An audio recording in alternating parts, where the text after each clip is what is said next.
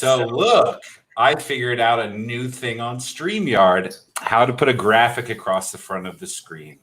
Yeah, right across our face. Like, is And that? it's going to be gone soon. It's just there. It's kind of like the opening credits, and then look at this. It's gone.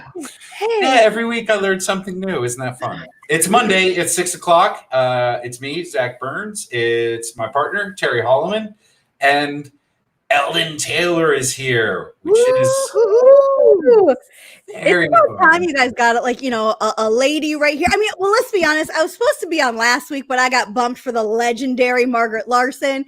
I would be bitter, but it's Margaret, so whatever. Look at Terry. Yeah, well, There you go. There was a lot of tension surrounding that, because Margaret was like, "There is no way I'm going to get bumped by Ellen Tailor. Like, if you want me, you have me this week, and that's it." Which is totally fine. Listen, I bow down to the queen. I bow down to the queen. Who would have known how it went down? Ellen, how are you doing? It's been a very long time since you and I have interacted. I think the last time we did was, if I remember correctly, it was when we both had jobs. We both had jobs. We weren't worried. We weren't waiting on our pandemic unemployment insurance. And then it was you, and maybe I have this totally wrong. It was you, John Curley, on KUOW to talk about Hallmark Christmas movies. This sounds oh my gosh, yes, I totally forgot about that. You're right. Yeah. That was the phoner. Yep. Yeah. But it's nice to be able to see your face, though.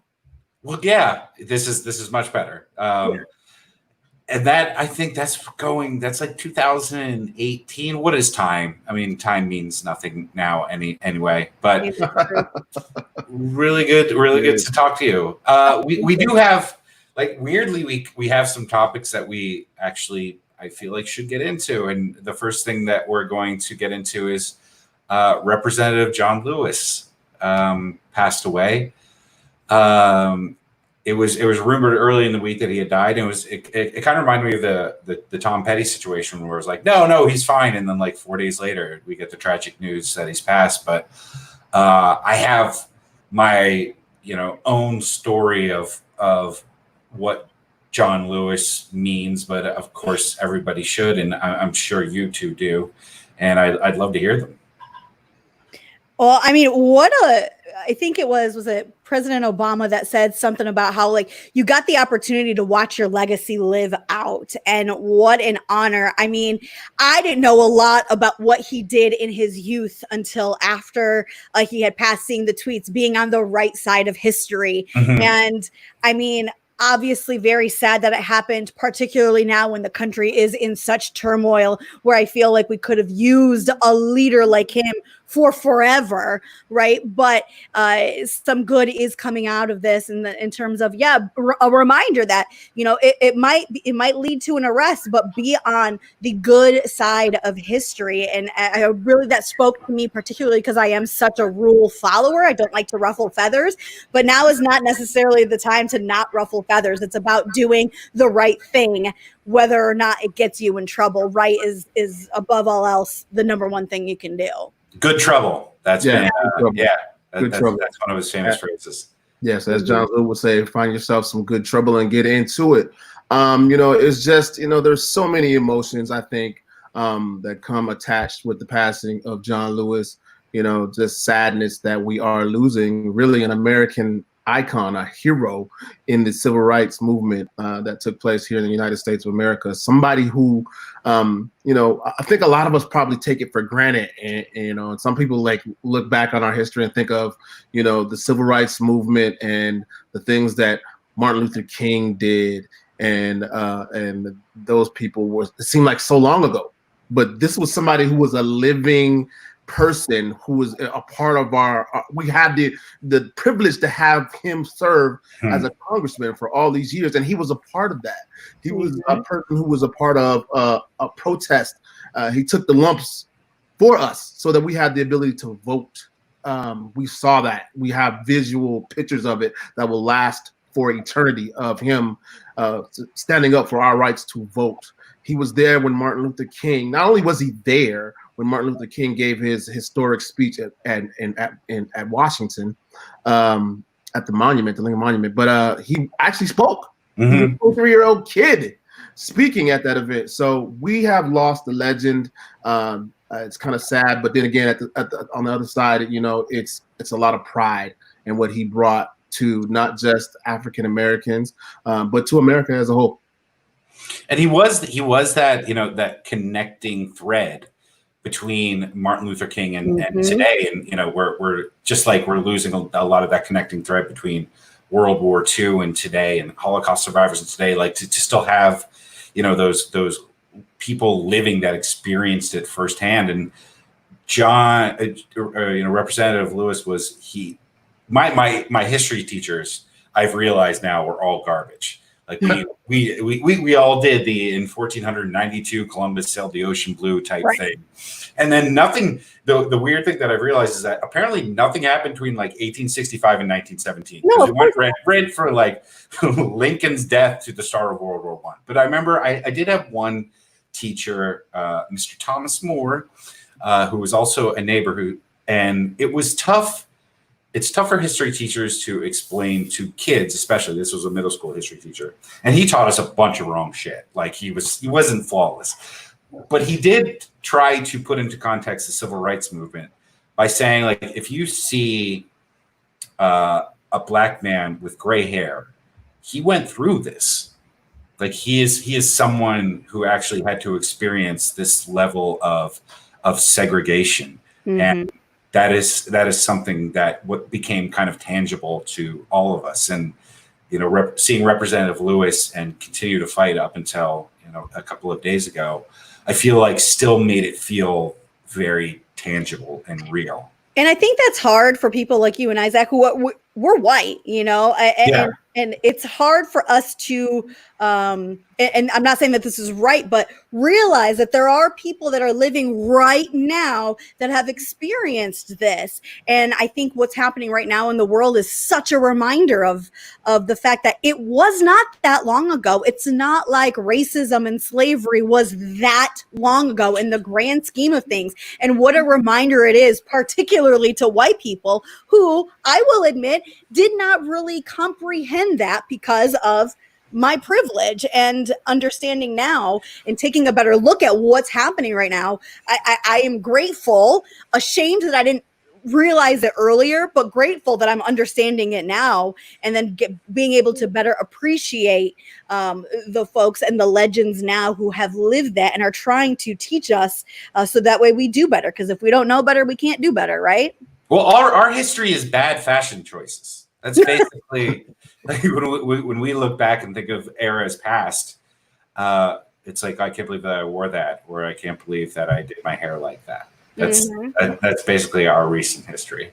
Yeah. Yeah. Well, you take a look at just my personal history, like my parents and my aunts and uncles and my grandparents. You think about those people, most generally people. I don't want with white people in America. You think about your grandparents and your parents. You just think about their history, just like the things they had to do growing up, going to school and walking uphill both ways, right? And all that stuff, right? Barefoot. That's a funny story, but my parents really lived and were born in an era where there were whites only drinking fountains and whites only bathrooms. Like, can you imagine that as part of your history? And it's not just part of your history, because now, if that's what you knew as a child or as a young person growing up, that's a story that you pass on to your kids. Like the story that you hear about your parents, that Zach Burns heard about his dad growing up in Saskatchewan, you remember those stories. They stay in your head. Ellen, I'm sure the same thing with you. And I mean, I know your family, you have you're from Greece. There's some Greek in there, right? You get the story from, whatever. Those are the stories I get, that it was a whites only school, or a whites only, the schools were segregated, the neighborhoods were segregated, the drinking fountains in the restaurants, in the hotels. And that it's not far removed at all. I'm saying it's my parents. Right.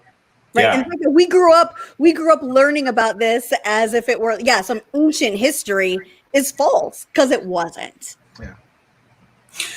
Ellen, I don't think I realized till this moment you were Greek. Yeah, my parents are right off the boat. So I'm Wow. 100% Greek. My parents speak with an accent. I'm fluent. I know know Greek that as well as accent I very know well. English. Yeah. Oh, do you? Well, I grew up in Jersey, so I worked at a couple of diners, and I've been shouted at by you At you. quite a bit. Well, and there's a reason why I go by Ellen Tailor, because if you think I'm Greek and my real last name is Ellen Tailor, we need to have a talk. Right. But my parents are actual tailors, and the joke is that Greeks either own diners or are do alterations and tailors. So that's why I spell it the way that I do. Oh. It's an homage to my parents because I didn't want to use their my ridiculous long Greek last name that I got from them. I get that. Being a Ukrainian, I get why you're not using your real name.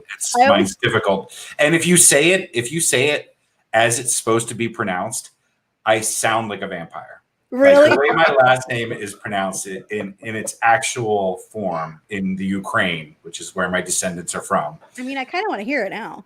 Kindrachuk.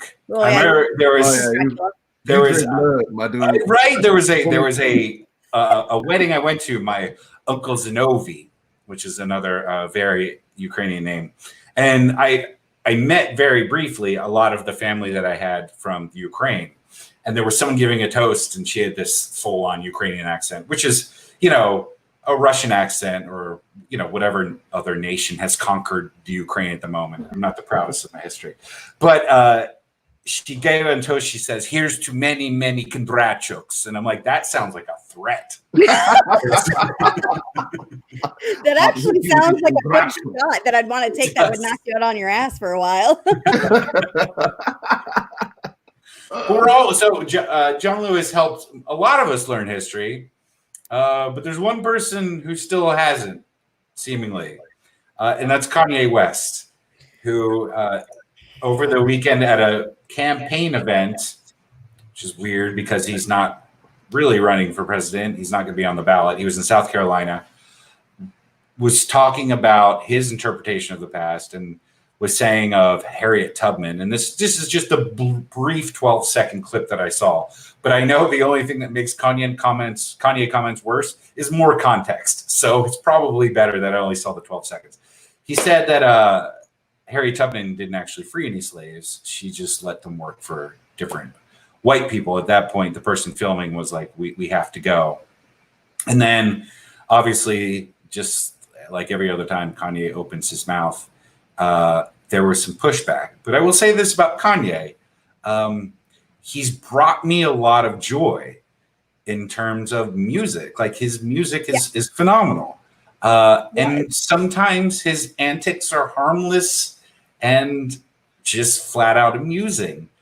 But when I see people talk about him as if like he's a truly bad person, I don't feel that way. I think that here's a guy who's famous in 2020, which means we explore more into his life than we did, say, Pablo Picasso or Beethoven or anything like that.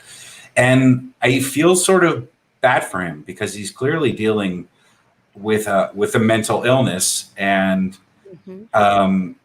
that's not anything that we should really castigate someone out of society for. And that's exactly where I was going to go with this, and I'm glad that you beat me to the punch, because it's right now. At first, it was okay, haha, maybe he's doing this for jokes, for publicity. I'm talking when he first came out through the wire, like love that, and you think, all right, this is for publicity, and then he marries Kim, and you're like, okay, these two, let's just say it, fame whores, if you will, doing this for show or for clout.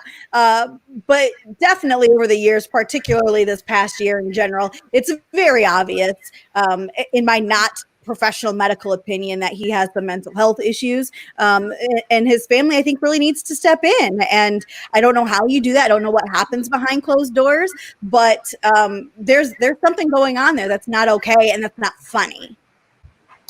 I think when you look at Kanye, it's a giant, complex ball of a bunch of different things happening right now, not the least of which being mental health issues. And I'm not an expert on it, but I do know, some of the signs when I see it.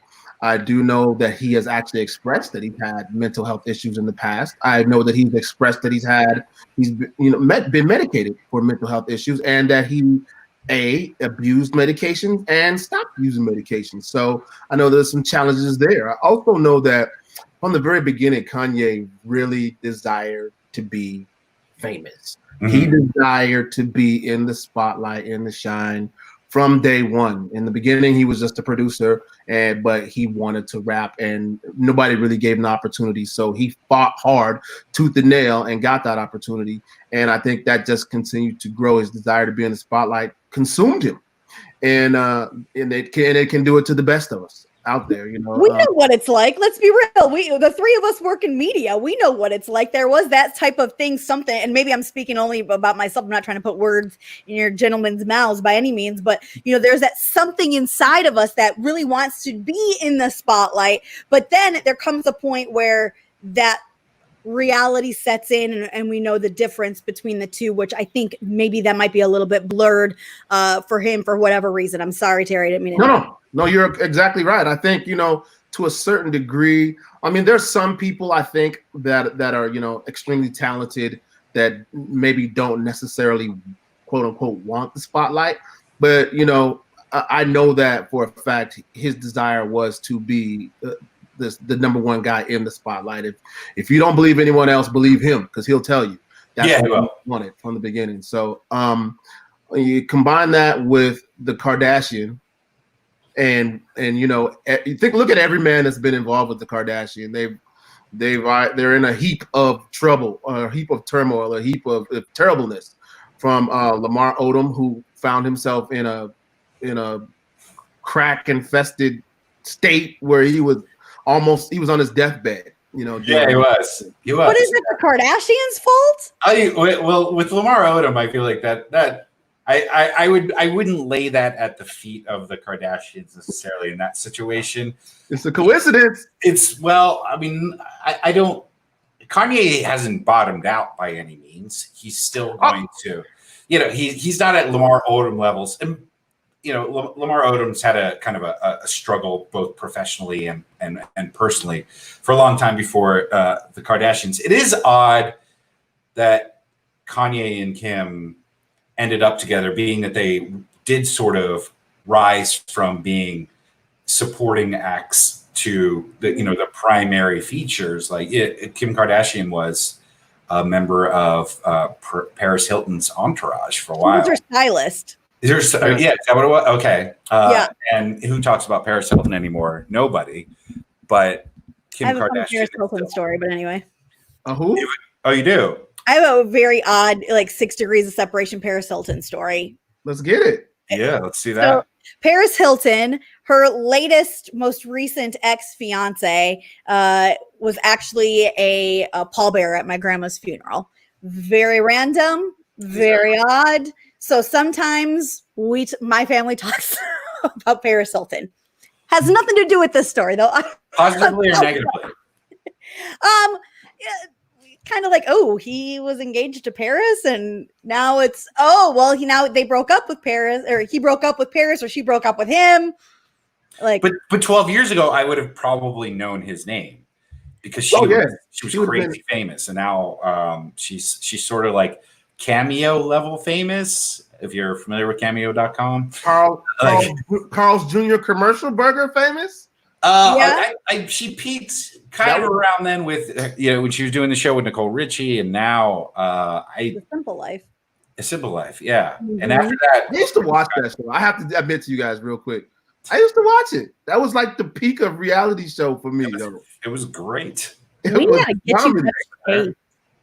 was so funny because I'm gonna tell you why it was funny. It was funny at the time. Like if you in a vacuum, you think about it, none of the reality stuff that as we know it today existed. Like the whole ridiculousness that we see of people's lives, it didn't exist like that. Back then it was just two pretty, let's be honest, they were simplistic, almost idiotic, bumbling young girls. Was that? Almost idiotic. I'm trying to be a little PC here, but they were bumbling. They would do the dumbest things. They would do the most airhead things, and you would think that nobody can really live like this. This is it was the only thing, and now it's like par for the course almost. Yeah. I don't think if it got if it started today, it wouldn't be nearly as interesting. You're right. It was before there were entire networks dedicated to shows just like that. And yet, Keeping Up with the Kardashians seems to be a somewhat similar formula. They're just better at it. All they do is basically run errands, right? I mean, The Simple Life, right? And even the Kardashians. I mean, people still watch those shows and they think that it's real. I think that was the best part about reality shows back then. Now we all know that they're fake. I think whether we choose to accept it or not is a different story. Mm-hmm. But The Simple Life, I think back then we thought that it was real. Because what they would do is they were. I don't know the level of intelligence of Nicole Richie or Paris Hilton, but I've heard them speak without, any sort of script behind them, and it's not all that impressive. But they would find dumber people than them. That was the beauty of The Simple Life. It's like there was these two rich, Nicole Richie's is Lionel Richie's daughter, and then Paris Hilton, of course, you all know the Hilton name. They would go to like small town farms. Or small towns that were just farm communities, and somehow come off as the smart ones, and that's what that's why I was kind of appreciated about that show. Well, and then again, if you think about the fact that Richie's other daughter, what's her name? Sophia Richie? No, what's her name? Is dating Scott Disick, who's Kourtney Kardashian's baby daddy. Like it's just so it's very incestuous. Why do I know all of this? Yeah. I don't know any of that. I was done at The Simple Life. Yeah. I probably saw a couple of episodes of the Kardashians and then I was done. I had enough. So it's definitely different in that it's much more coached, but it's not unentertaining. And I don't fault any of their Kardashians, especially Kim, who always gets just put down for being dumb. Well, if she's dumb, then we're dumber. Dumb and dumbers, yeah. Yeah, she's she never asked to be she was essentially one of the original like influencers. Like one of the first people you asked, what do you do for a living? And I remember reading an interview with her with Barbara Walters. So one thing, she sat down with goddamn Barbara Walters, none of us ever have, as one of the most interesting people of the year. And Barbara Walters asked her, what do you do? Like people ask, what do you do for a living? And she was like, I don't know, look at my bank account. That's what I do for she's making money off of us. I want to know what it's like to be that rich, to be able to give that answer with a straight face. I don't think I'd ever be able to do it, but I would like to have that option someday. With a straight face. Like can you imagine like doing some of the stuff that these people do with a straight face, like saying and giving an answer like that for one, and two, to get back to the original person we were talking about, Kanye, to say some of the crazy things that he says, like with a straight face, like and absolutely mean it within your core. Like that's a whole different level. Everybody we're talking about is extreme narcissists, without a doubt. Sure. But with Kanye, I feel like it's a little. I remember when Kanye was in the White House. Do you remember that? He actually sat in the Oval Office, and Donald Trump was all like jazzed to have him there because he's like, oh, the black vote's wrapped up now. I have one of them right in front of me. And he unlocked his iPhone, and it was, do you remember his iPhone password? 0000000. Yep. Like that's mental illness, right? Like if you have Kanye, you lose your phone. Like how do we hack into Kanye's phone and have everybody's contact? I don't know if I would, like, if I were to steal a phone, which I would never, but if I were to steal a phone and try and break into a phone, the last password that I would ever guess is 0000 because no one's that stupid. Oh, wait, apparently they are. But there are professionals though out there that is their only job and they are damn good at it. And it's to steal people's identities, steal people's phones, break into their banking accounts, break into their social media accounts. That's what they do for a living. And so for like probably the first algorithm, whatever thing it is that they input is going to be 0000000.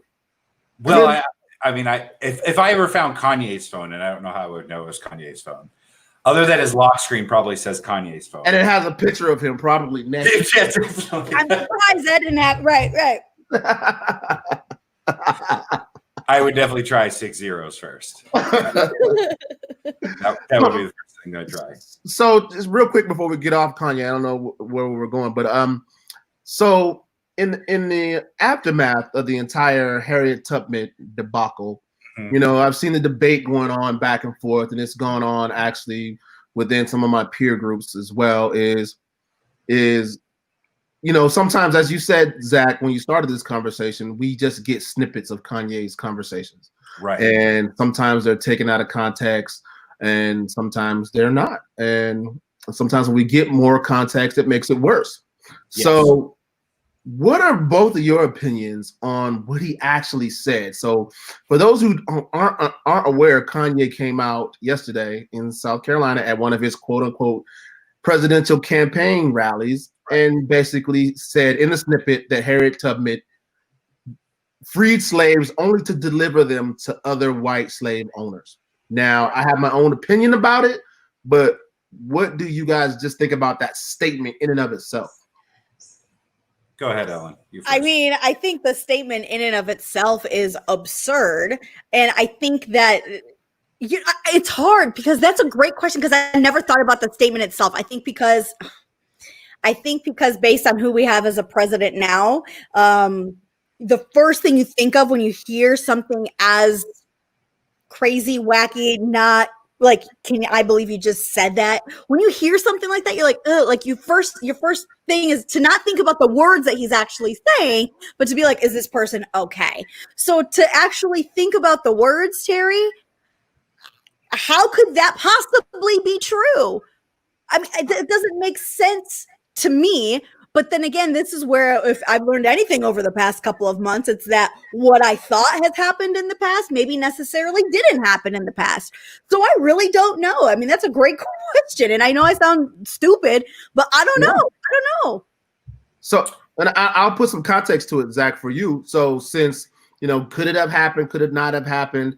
I think it's pretty clear just based on, you know, the evidence of our history that we've learned over the course of years, even though we know that some of our history has been kind of distorted, but it's been, you know, widely reported in museums and historical, you know, facts that she freed slaves. That was what Harriet Tubman did. That's we created the Underground Railroad. We understand that and we know that. So my feeling what Kanye was saying, and this is the debate that we've been having back and forth online, is that he's saying that even though she delivered slaves to freedom, they were never actually really free. They went somewhere else and they were still in America and they were still under the thumb of white America, and they probably had to go work for somebody else who was white in America.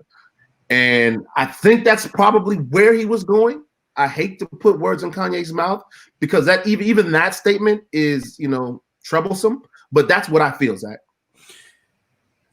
He's a provocateur, right? That's which is weird because his music isn't that provocative compared to a lot of his peers, lyrics wise. But when you compare him to his contemporaries in terms of what he does when he's not performing, this is you know, it all started with the Taylor Swift incident, and there's been just a litany of things. I mean, President Obama called him a jackass, which is one of my. George Bush doesn't like black people. That was before Taylor Swift, which that was during a benefit for Katrina, and it was all the SNL. And if you ever want to see Mike Myers look as uncomfortable as any human being, Mike Myers, who was crazy famous like 10 years ago, but we haven't seen him in forever. But he had to do he did the shot with Kanye West, and you know they're just reading off a teleprompter. All of a sudden, Kanye West just breaks out that George Bush doesn't care about. And you know, Mike Myers is like, I have Goldmember coming out in like 2 weeks. I can't be associated with this. But I respect Kanye enough because when you do read some of his lyrics, they're astonishing. To think that he would be able to follow that line of thinking that, yes, it's true. Harriet Tubman delivered people to a better situation, but certainly a situation where I wouldn't use the word slavery, but I would certainly use the word oppressed. But what is the point of making that point? other than to be provocative and to come off as incredibly derogatory to the efforts of Harriet Tubman. And I think that's why he was so quickly derided for what he said. But again, I don't know if he's in control of his brain all of the time. And if someone got elected for saying provocative things once before, he thinks that it probably could happen again. True. You don't say. Yeah. Yeah. So I don't know. And I don't know if you guys had an opportunity to see the other video that surfaced from that event. And that's the one that really led me to believe that there's something terribly wrong with Kanye right now. About his daughter? Yeah. Yeah. No, yeah. So basically, Zach, he broke down and was bawling, sobbing uncontrollably on the stage at his rally and saying, he said, I almost killed my daughter. I almost killed my daughter. Like in a high pitched voice, yeah, and uncontrollable. But it was. Was he speaking figuratively, or was this like actually? So Ellen, do you know, or do you? Well, he was, I believe, and tell me if I'm wrong, Terry, he was talking on the topic of abortion. Yes. And that they had considered that. Right. Yeah. Right. Okay. Yeah. Wow. He just really jumps into the issues. Harriet Tubman, abortion. I don't know why the rally even happened in the first place, because again, he's not on the ballot anywhere. Right. He's already rescinded his desire to run for president, which most people thought was a PR stunt, which most likely was. But well, he's doing it because of what we're doing right now. He knew that if he did it, people would talk about it. Yeah. I'm not sure exactly what his motives were for it. Obviously, it's not to become president. Well, maybe it is. I'm not sure. But he wanted people to talk about him. And before there was a shoe line, there was there was an album. Now what is it? Is this just the only thing you know? And again, going back to what we were saying originally, is my concern is for your mental health. And I really believe that his family needs to start stepping in and saying, hey, let's figure out what's going on here. I think he's worth talking about. That's why I don't feel dumb about this. Like, I don't feel like some sort of midday gossip chat show, because I think that he has brought value to our society in terms of music. And I think that he is an important, almost borderline iconic figure. And I think that he's worth talking about in that the people that we like, the people that we exalt, have messy lives and messy brains and distorted thought processes. Again, think of an artist that is not very well known, Vincent van Gogh or something, that if they existed today, they would be having moments like this, and still you would feel like that connection to the sunflowers painting or whatever. Would we though? Because, if we think about these artists, Edgar Allan Poe, right? Yeah. Had mental health issues and struggled. Yeah. And, if we knew about, or if the people then knew about that, would they have held him up on a pedestal because they didn't know any better, right? They didn't know what was really going on. They didn't know that he was struggling with whatever. So the question is, are we exploiting him for what he's doing? He's putting himself out there, right? Mm-hmm. But if we know that this might be the reason why he's doing it, is it right of us to talk about it? I like to. So one of the things I do a lot is quote lyrics. And I don't quote them. I don't go into this thing where I think that they're always so deep, or that's why I quote them. I make my own interpretation about lyrics sometimes, and I quote them. So one of my favorite lyrics is by a rapper by the name of Andre 3000. You guys know who that is, I'm sure. Right? Outkast, one of the greatest rap lyricists of all time. And he said, all of my heroes did dope. Now, that sounds crazy, but if you break it down and think about it, like as an artist, every single, almost to a person, can you think of one in popular music, rock music, in art, or whatever it might be, television, movies, that wasn't involved in some kind of drugs, some kind of addiction, some kind of something? Yeah. There was always something there, some kind of vice. And I think that what happens is sometimes we get our favorite artist or people we respect that do something great like that, and we compartmentalize. we say, okay, this person is so great, we're willing to either ignore or just accept the fact that this person is troubled. And you can take it back forever, really. Jimi Hendrix, Janis Joplin, Morrison from the Doors, right? These are people we hold on a pedestal as icons in the world of entertainment. But they're at the end of the day, they were humans that had vices, and they had troubles. And to just put, I would argue sometimes, Terry, too, that we celebrate these vices. I certainly did in high school.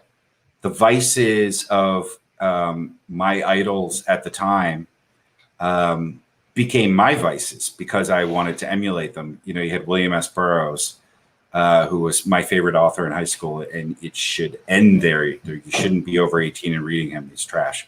And then Lou Reed, who you should listen to for your entire life.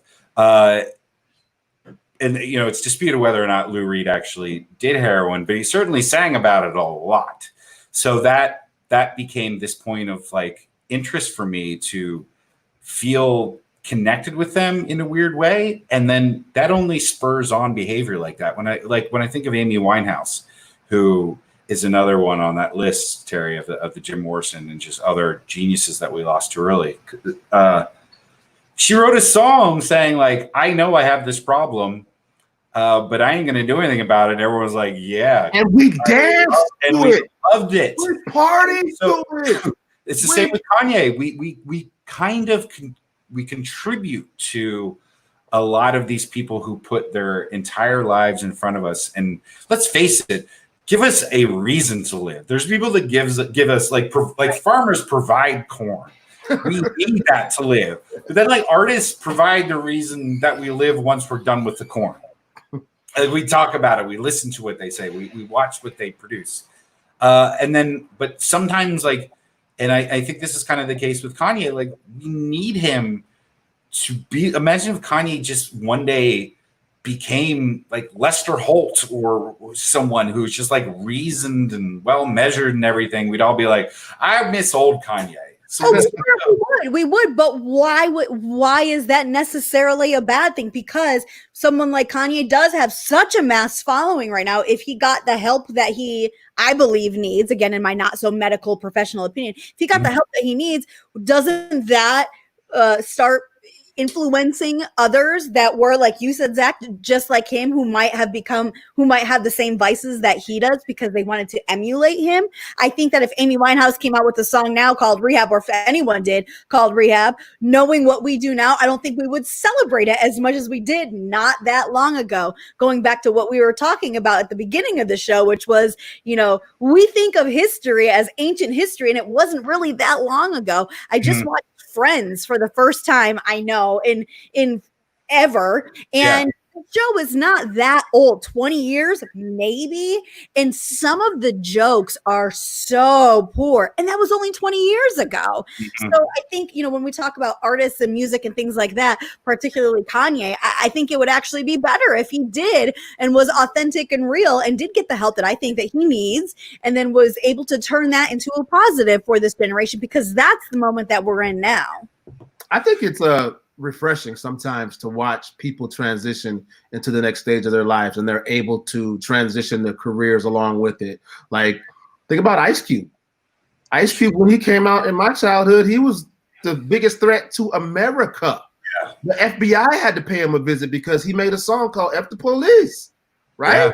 Yeah. And now he's America's dad. He's playing a club on SVU, which I love. That's Ice-T. It's still Ice. It's Ice. It's Ice. Ice Cube is basically same thing. Like any movie that's too soft for Eddie Murphy to play now. Ice Cube's like, yeah, I'll step in. Like, are we there yet? Are we there yet? Ice Cube. So, but do you see that? He's an interesting case to bring up, because no matter what he does, I mean, as lame as many of the movies he's made, and we know why he made them, he gets $10 million. Yeah, exactly. He still retains the credibility of his past life.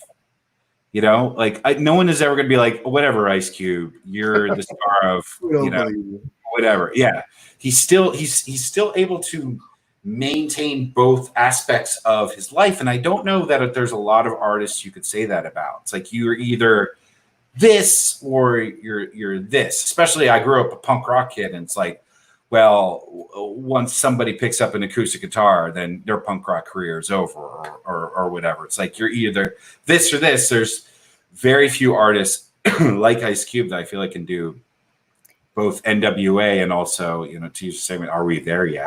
I know a really good example. I think Snoop Dogg is one of them, man, because that guy, like, right?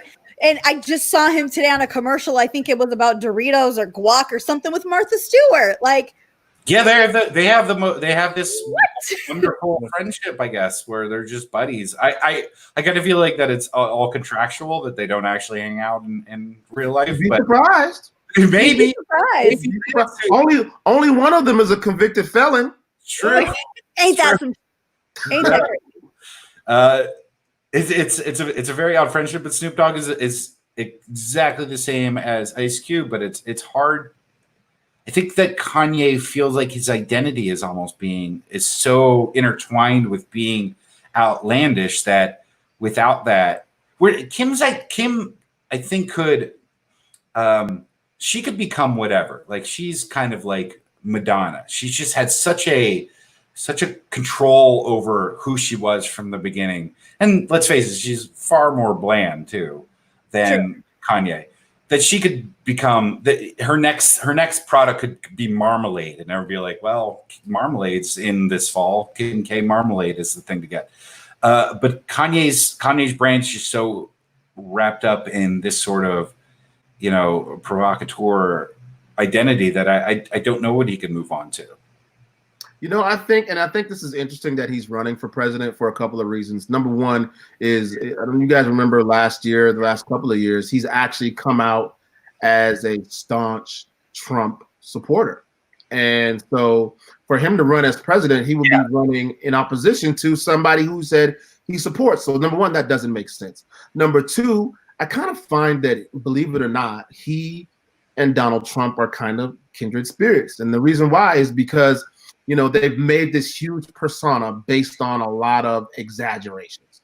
Their entire lives are giant hyperboles, giant exaggerations of real, they're caricatures. Caricatures, caricatures, right? And so when you look at you go into their actual dealings. Like, for instance, Kanye, his big deal, he's always been a fashion kind of guy, right? He's been into the fashion world. He really wanted to break into that world. He wanted to break into the world of fashion and business, and they were the gatekeepers, and they would not let Kanye in. And that really has spurned him throughout the last half of his career. He didn't care. I mean, I think he cared about making music, but he was really into being high fashion, like Louis Vuitton. He wanted to strike deals with Gucci and Adidas, and they put up the roadblocks on him, and that kind of burned him.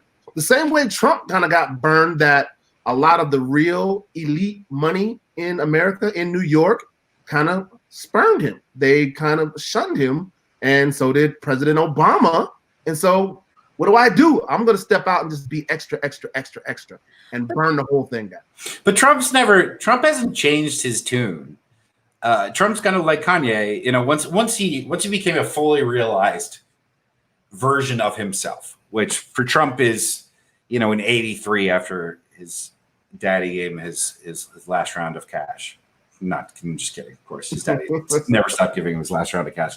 But he's never, like, when you watch Trump's early stuff, you know, stuff from '84 and the way he talks about his buildings and the way he talks about women and everything, it's exactly the same as the way he's speaking now. Mm-hmm. That's why, like, when everybody, the first moment was, of course, him coming down the escalator and rambling on about Mexicans and how bad LaGuardia is, which is the one thing I've really agreed with him on. LaGuardia is a terrible airport. But it's like, oh, this is when the people who are still like, I can't believe he's saying this. When is he going to become presidential? It's like, this man he's been public forever. Right. And he's been behaving this way forever. And he's been coming out on top because he will make a bargain with anybody. But in the end, all that matters is the preservation of the Trump name, which until 2015, when he announced, was the most synonymous name with wealth, even though he's not the richest person in America. He's not even close to Bezos. But no one ever says, like, I want to be rich like Bezos. Well, maybe they do now, but like Trump was synonymous with prosperity in America because this is the brand he has been building with using the same exact tactics since 1984. So I don't know. Like Trump should not be a surprise to any of us that this is the way that he's still conducting himself in public. Exactly. Trump and Kanye, they both were shunned for being the personas that they had built, right? And what did they do? They decided they were going to take it up a level. Instead of playing the game that these people were playing that they wanted respect from, they decided that they were going to do it their own way, which at one point I can understand, right? I also not that I'm anywhere near this level, nor I believe I am in even the same breath as Trump and Kanye. Being in a moment of transition myself, I want to be known as something other than just that girl on TV who got paid to have fun, right? But I need to, there are things that I need to do. I need to play the rule. I need to play the game and play within the rules of the game of the world that I want to live in. Does that make sense? And they did not do that. But instead, I understand why they continue to do it, because they continue to be rewarded for that behavior, right? So it's really hard because they're not rule following, right? And if they were, then I think they would have gotten a lot more respect from the people that they were originally trying to get that respect from. True, they are bothered. 100%. Kanye, Kanye's obviously bothered that he was shunned by the fashion world, and Trump is bothered that he's shunned by the celebrities that he used to hang around with, who, by the way, used to hang around with him, and now are sort of he had a cameo in Sex and the City, it was what's more New York than having a Cosmo and seeing Donald Trump. Like, he was just so firmly associated with the city and the glitterati of that the city, and now it definitely bugs him that they don't accept him anymore. But what Trump has done, and what I think Kanye is kind of doing, is like, well, then I'll just find a new audience of admirers. It doesn't matter who admires me, as long as there are throngs of them. And that's what Kanye's thing kind of is. Like, oh, people like Drake's music better. Well, people in Kentucky might not, after I tell them that I'm going to put on this red hat and visit Trump in the Oval Office. And those are telltale signs of a narcissist. Yeah. But can you be that successful without being a narcissist? I mean, can you even run for mayor without being a narcissist? I think that you need to have a healthy dose of self-confidence. I think in order to be in the public eye, particularly in politics, you need to have a healthy dose of self-confidence. You need to believe in yourself. I also, you know what? I don't know. Let me take that back, because I know that there are a lot of people that are in the public eye that are very insecure, that portray. That's part of being a narcissist, isn't it? Right? Yeah, you are. You're right. I don't know. It's tough. It's tough. I agree with you, Ellen. I think there has to be a certain level of self-confidence. I think you gotta, really believe in yourself.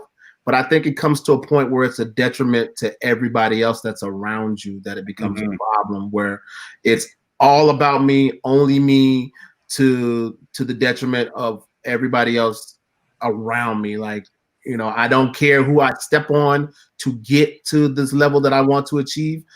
To me, that's where it becomes a problem. Do you think that Kim Kardashian is upset with Kanye West right now? Hell yeah. Yeah. I think she is. I think what's the mom's name?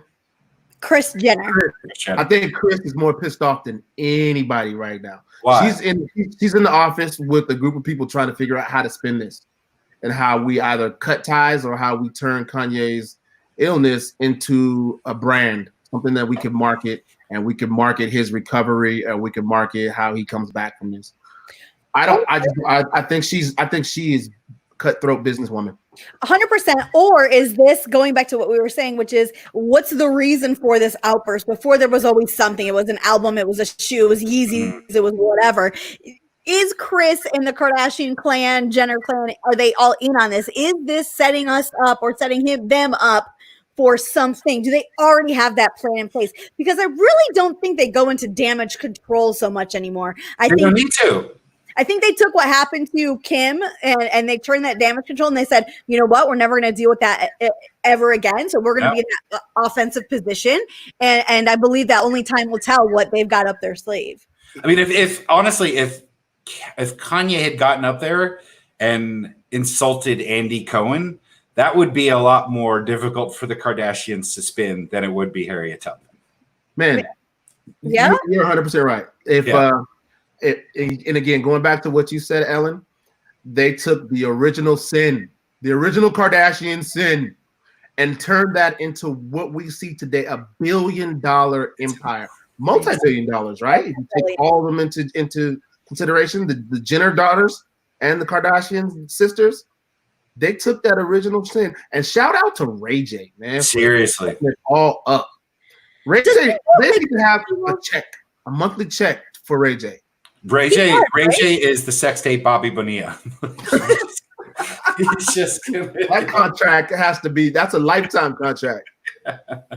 I wonder if that'll still, like, I wonder even now if that still is a pathway to fame, having a sex tape, because it was Paris's thing, and there was I feel like the shock value. At this point, I think it's commonplace. And it's sad to say that, but I think that you like nowadays, if somebody honestly like try to imagine in your head whose sex tape will come out that you would be like, oh my god. There's a website dedicated to this stuff. OnlyFans. Come on. And people are doing it because they know that they can just get a couple of bucks. Now I feel it would be people that I don't know if it would elevate anyone to fame. But there's still some sex tapes that I would. It would be, but honestly, it would be like just like to think about it. I mean, Bruce Springsteen's. Maybe. Nobody want to see that old business though. It wouldn't surprise me. I'm sure he's got one. Oh, for sure. He's got lots of them. Being his next box set, his final box set will just be disc 22. Speaking of Bruce Springsteen, because I know we're getting close to the end, Zach. Yeah. There was a certain subject that we wanted to talk about that Bruce Springsteen falls squarely in the category of. So you're gonna have to tell us, because it was something I don't even remember who started this. I don't either. Who started so this. It was just, we're bored, so we're just asking us questions. Fortunately, I have been nominated to post my favorite 20 albums shit on Facebook is over, and I humbly accept but people were just asking, or on Twitter and stuff, asking each other questions. And I thought this was kind of an interesting one, and that it could be interpreted a bunch of different ways. And that is, what is the whitest song of all time? And I said, "Killing in the Name of" by Rage Against the Machine. To which Terry replied, "This is the blackest song not performed by someone with a Lil or a baby in their name." And on face value, you're right, and that's why it wasn't like the Friends theme or whatever. But it was the white culture's embracing of that song that made it the whitest song of all time. First of all, it's from Rage Against the Machine's self-titled album, and on the picture is a monk self-immolating, setting himself on fire in protest. That sunk in with no kids who bought it, nor did the lyrics. Like I remember there was an article like 3 or 4 months ago where people who had bought that album and used it to get pumped in at halftime never really listened to lyrics and were like shocked that Rage Against the Machine might be against an institution like law enforcement. Yeah. Like Zach De La Rocca was a legit like Zapatista activist, and there was no subtlety to the lyrics. It's some of those who work forces are the same that burn crosses. Like it's, and then everyone knows how that song ends. So I thought the reason for me it was the whitest song is that it was something that white culture ingested for all the wrong reasons. Like kind of like the way that I watched New Jack City at first. Like I wasn't really picking up on the messages like, oh, here are some stomach problems in inner city. I was like, wow, the Breakfast Club guy is all grown up and he's a cop now. And what a great soundtrack. I'm going to go buy that and listen to it, wearing my pants backwards like crisscross. But someone, actually one of my favorite people that I follow on Twitter, his handle is at Steven OMM. He's just really smart. And he's only got like 40 followers, which, you know, that's how we sometimes judge each other. But he pointed out a similar example. And his example was, do they know it's Christmas? And he's right. If you've everybody knows that song because there's only 50 Christmas songs that we listen to over and over again. Do They Know It's Christmas was a bunch of really, really famous artists, like the most famous artists of the time, coming together and singing a song about poverty in Africa. And I think one of the most famous lines is, there won't be snow in Africa this Christmas, which thank God, I mean, there is mountaintops because look at all this white stuff. The devil is coming. How devastated would Earth be if climate has gotten to the point where it's snowing in Namibia? Like we're messed up. But then the lyrics are, have you ever actually read the lyrics to Do They Know It's Christmas? No. Listen to this.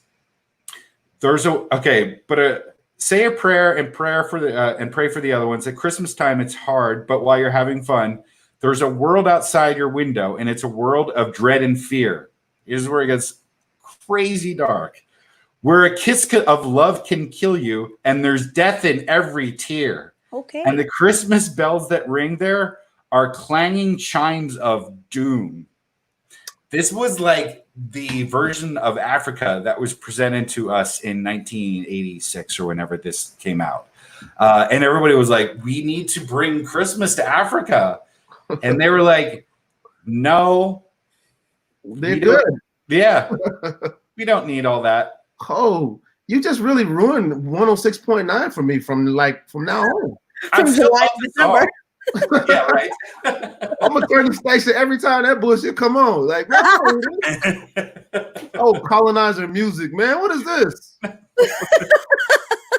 It's just, but it's kind of it's sort of a beautifully stupid line of thought that probably led to a lot of like colonization. Like, oh, they'd just be so happy if they had Christmas. We'll just bring them Christmas. Everything will be great. Let's just bring a bunch of Santa hats and stockings and candy canes and like a German dude. Santa Clausen. Santa Clausen is coming to Africa. I gotta go, guys. I'm scared. I'm cool. Like, and it's so bad because that song, when I hear the melody right now, and I'm like, oh, you always think it's such a great, happy Christmas song, and then you're like, right. What? Let them know it's Christmas. No, it's Christmas. There's death in the tears and kisses. Tears of death. I want chimes of doom. Gumdrops and candy canes.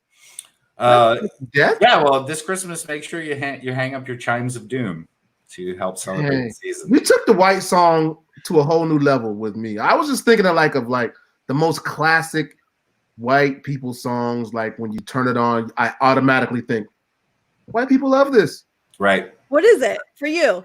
I have a whole list. So, I mean, I wanted to hear from you, Ellen, first and foremost. Well, you know my answer, Terry. It was like no brainer. Pretty Fly for a white guy. I was like, that is the whitest white song I could ever think of. Pretty Fly for a white guy. Like, it just made fun of us for being white.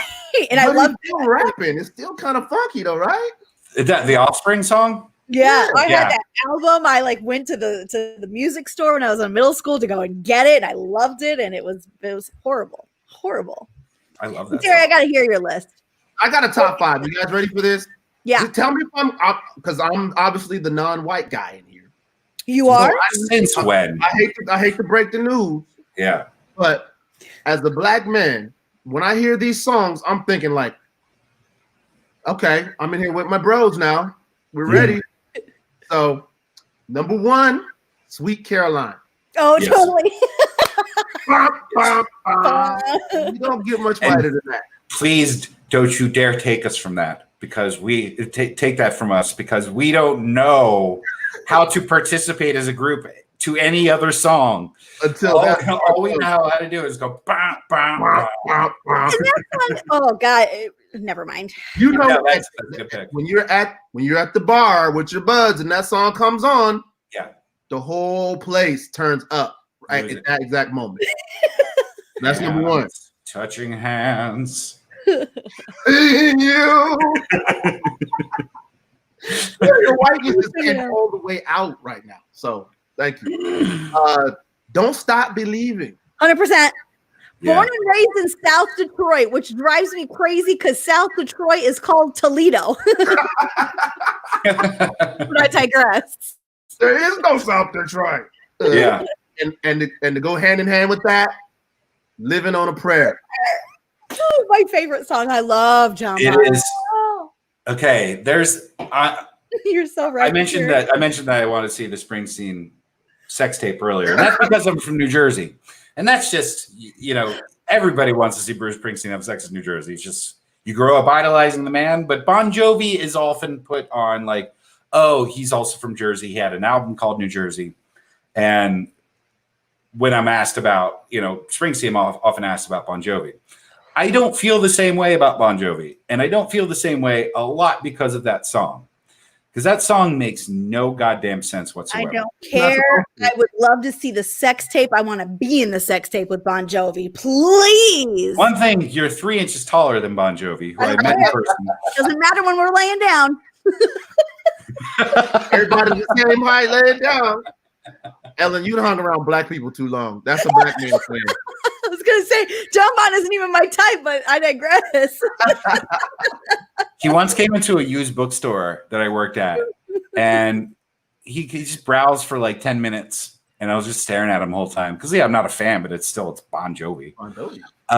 And then he ended up buying a Harry Potter book. That was it. But I stared at him the whole time, as did every other woman who was in there, who, again, is taller than him. He's very short. I need to point this out for some reason.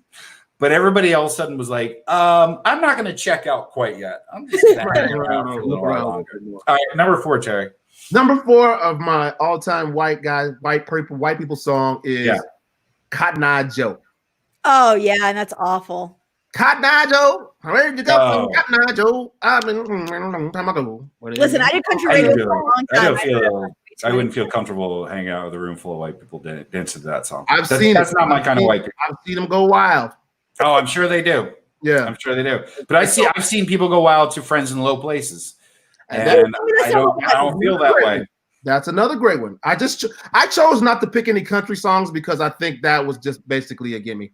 Yeah, that's true. This is very true. Yeah, you just close your eyes and pick a country song. All right, I got to hear this last song on the list, though, Terry. The last one that I picked is 1,000 Miles, Vanessa Carlton. You don't know that song? Making my way downtown, walking fast. I want you. That's what we do. We don't know the song, so we have this. Oh, Zach, you kind of act like you don't know the song now? I don't know Zach, it. You don't know 1,000 Miles. I don't know 1,000 Miles. Yes, you do. I'm sure I do. I bet you do. I'm sure once you play it, I'll know it. I'm going to play it for you just so you know it. Have you never seen it's such a white people song. It was featured prominently in the movie called White Chicks. I never saw White Chicks. Well, see, that's half the battle. Yeah. That is half the battle right there. I kind of just lost interest in the Wayans brothers. I think you should just keep singing it, Terry. No, I'm just going to play it. Yeah, please do. Oh, yeah. Okay. Yep. Terry's version was just fabulous. Downtown, walking south, this is past and I'm down. All right, this is Want to make you feel happy and white? This is a very white girl song. Like she didn't get a great job. She got her foot in the door. Right. So she just moved to the city, got a studio. That's Mary Tyler Moore? Yeah, she's gonna get some gelato that day. It's gonna be great. And then at some point, she's gonna like stumble, but she's gonna fall into the man of her dreams. Right. And that song will be playing at least 3 times. Coffee on his shirt. Oh, I'm so sorry. It's okay. He's like higher up on the ladder than her, but he's like immediately taken. They work at the same place. Yes, and then maybe he's not even the good one. Like he's the one who steals her ideas. She doesn't meet the good one until like 10 minutes later. But every time, that is the song of like I'm on my way up for 1,000 miles. That's totally that is a very very much. I never knew the name of that song nor the artist. I just think of it as the white chick song. Yeah. So basically, what happened? If you haven't seen the movie, you know who Terry Crews is, right? Yeah. Big, giant, swole, muscular black man. Yes. Who in the movie, for whatever reason, doesn't believe that he's a black man, and he was singing that song, and they're trying to use that song to scare him off, to be like, to get you out of the car. And he was like, "Oh, this is my favorite song," and he starts singing it. I want you. And I need you. Oh, that shimmy shake, man. Terry's wife better be careful tonight with that shake. Woo. You got together a sister with that shake. Yes. Ellen Tailor, thank you so much for joining us. Do you have anything? I saw that you're selling masks. Among other things. Yeah, oh, look at that kitty. Oh my gosh. I had my own clothing store for the past, when I made the transition from radio to television. So it's CharliePete.com, and we started to sell some masks, and all of a sudden it took off. Like, for some reason, people should be wearing masks nowadays. So if you want to support a small business, female-owned thing, I'm hawking those, I guess you could call it. But no, it's going really well, and doing that until I can find, next radio or TV gig, wherever that might be. And I got to say, thank you guys for having me. You wrote something so sweet about how I was actually shocked by what you wrote on the preview for this, which was there'll never be, what was it? Never be anyone like Ellen in Seattle ever again. And that felt very good. So thank you. But then it's not like I'm opposed to coming back. That's the thing. So if anyone's watching, I'm just saying this chemistry right here between me and the boys, my work. Last time I checked, this could turn into something. It worked. Yeah. So thank you for having me. I appreciate it. Oh, thanks for coming on. Like I've been wanting to ever since that Terry and I started talking about having this show. We're only 2 months in. I don't. Again, barely. Not even. What is time? I don't know. Yeah. But yeah, you were one of the people that I definitely want to talk to. You came on my show when it was on Cairo a couple of times, and it was a lot of fun. And you were definitely you were a good watch in the morning the Q13 show. Thank for sure. You. Yeah, Thank you. A lot of fun to do. Maybe like I said, you never know what's going to happen in the future. Ready for that next adventure for sure. True. Terry, what are you up to for the next week? Sitting around waiting for your goddamn unemployment like I am? Yeah, I'll be doing this all for the next week and a half.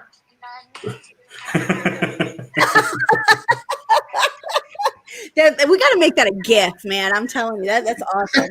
You definitely do. We'll be back again. If everybody, thank you so much for watching. You can subscribe. All our Twitter stuff is scrolling along the bottom here. Terry's verified. Ellen's verified. I used to be verified, then I changed my username and it got taken away, and it's never coming back. Wow, I'll never do it. Mine was Zach Burns Cairo FM, so I would just seem like it would have seemed weird. Rookie mistakes. That's a rookie mistake on there. I know. Tricked him one time. I'm not gonna have to trick him twice. We'll be back. Next Monday at 6 p.m. YouTube.com/Burns and Holla. Facebook.com/Burns and Holla. If you want to share this, it's super helpful for us. The more viewers we get, the better. Ellen's got she's got a Facebook page as well. Is it just Facebook.com/Ellen Tailor? I'm guessing. Ellen Tailor. Make sure you spell it with an I, because again, it would be cool to be Ellen Tailor and I was in radio and no one could see that I spelled it cool. I was a dumbass, but now I can't change it. So Ellen Tailor with an I. All right. Terry, I'll talk to you next Monday. We have some guest booked already. We'll talk about that over the next week. We'll pick out some topics, And Ellen, honestly, maybe I'll just send you a guest link every week and you just join in whenever you want to. Don't tease me like that. Don't tease me. I'm teasing. All right. Good night, everybody. Bye. Good Guys. night. See you guys.